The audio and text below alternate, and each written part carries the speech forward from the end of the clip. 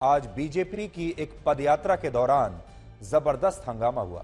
BJP ने यह पैदल यात्रा भ्रष्टाचार के खिलाफ बुलाई थी, लेकिन इसे रोकने के लिए मुख्यमंत्री ममता बनर्जी ने अपनी सरकार की, पुलिस की पूरी ताकत झोंक दी। उन्होंने अलग अलग जिलों में रेलवे स्टेशन पर बैरिकेड लगवा दिए ताकि बीजेपी के नेता और कार्यकर्ता हावड़ा पहुंचकर इस यात्रा में शामिल न हो सके। और इसके अलावा बीजेपी के कार्यकर्ता बसों से हावड़ा न पहुंच जाएं, इसके लिए भी कई मुख्य मार्गों को, सड़कों को बंद कर दिया गया, जिससे कई जगहों पर हिंसक प्रदर्शन हुए, हिंसक घटनाएं हुई। और हावड़ा में जहां से बीजेपी ये पैदल यात्रा निकालने वाली थी, वहां से लेकर सचिवालय की बिल्डिंग तक इतना भारी पुलिस बल का इंतजाम किया गया था, इतनी पुलिस तैनात थी कि पूरा शहर एक छावनी में बदल गया इस पैदल यात्रा को रोकने के लिए। और यह सब कुछ इसलिए हुआ क्योंकि ममता बनर्जी बीजेपी की इस पैदल यात्रा के खिलाफ थी और वो चाहती थी कि यह सफल ना हो पाए। इस पैदल यात्रा का नाम था नबन्ना चलो मार्च। नबन्ना असल में उस 14 मंजिला बिल्डिंग को कहते हैं जो हावड़ा में हुबली नदी के किनारे पर बनी हुई है। इसी बिल्डिंग में मुख्यमंत्री ममता बनर्जी का दफ्तर है और बाकी सरकारी मंत्री भी यहीं बैठते हैं। और बीजेपी भ्रष्टाचार के मुद्दे को लेकर हावड़ा में इसी बिल्डिंग तक अपना यह मार्च निकालना चाहती थी, लेकिन ममता बनर्जी ने ऐसा होने नहीं दिया।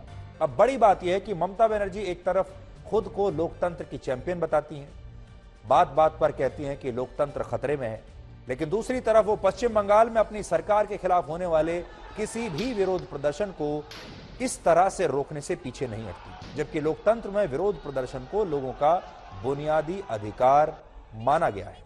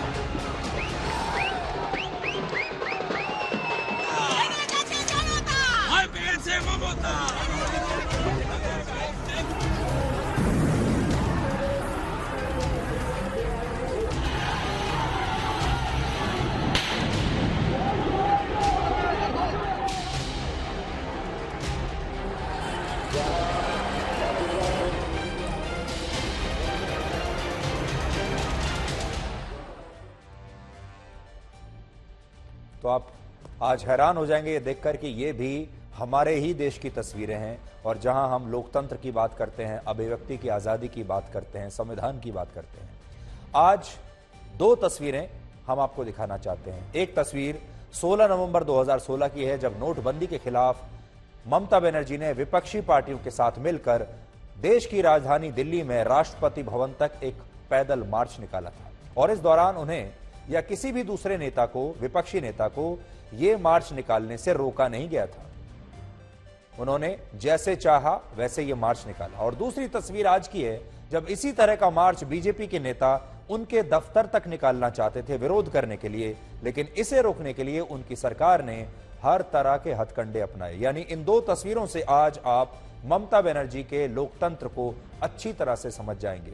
हालांकि उनकी पार्टी टीएमसी का आरोप है कि इस हंगामे में बीजेपी के कार्यकर्ताओं ने जबरदस्त पत्थरबाजी की थी, हिंसा की थी और पुलिस की गाड़ियों को भी आग लगा दी थी। इसलिए पुलिस को यह कार्रवाई करनी पड़ी। जबकि बीजेपी का आरोप है कि ममता बनर्जी ने उसके कार्यकर्ताओं को रोकने के लिए पूरा सरकारी तंत्र लगा दिया और इस दौरान बीजेपी के 200 कार्यकर्ता घायल हो गए। इसके अलावा पश्चिम बंगाल बीजेपी के अध्यक्ष सुकांता मजूमदार, शुभेंदु अधिकारी और बीजेपी के सांसद लॉकेट चैटर्जी को भी गिरफ्तार कर लिया गया। पश्चिम बंगाल से आई ये सारी तस्वीरें आज आपको ध्यान से जरूर देखनी चाहिए।